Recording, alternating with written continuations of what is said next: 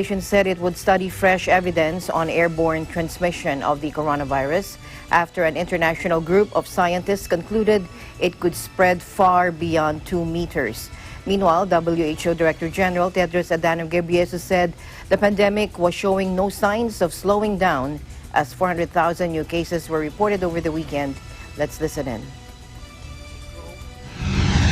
We acknowledge that there is emerging evidence in this field, as in all other fields, regarding the COVID-19 virus and pandemic. And therefore, we believe that we have to be open to this evidence and understand its implications regarding the modes of transmission and also regarding the precautions that need to be taken. So these are fields of research that are really growing and for which there is some evidence emerging but is not definitive.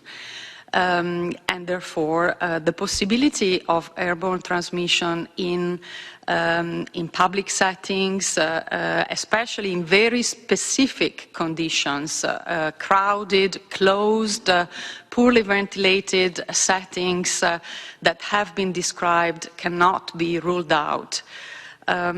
However, the evidence needs to be gathered and interpreted, and we continue to support this. It took 12 weeks for the world to reach 400,000 cases of COVID.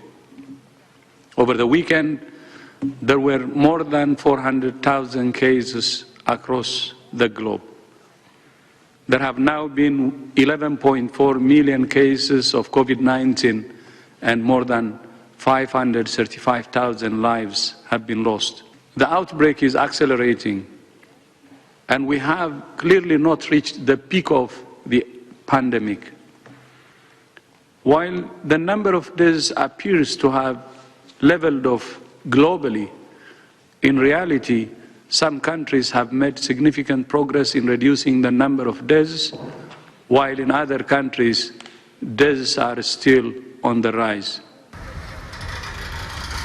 The World Health Organization said it would put out a new scientific brief within days, rounding up the knowledge about how the virus can be transmitted and ensuring its guidance stays in line with the evidence. The 2-meter physical distancing guideline has been a major factor in the fight against the COVID-19 pandemic, which has killed more than 538,000 people and infected over 11.6 million since the outbreak emerged in China last December.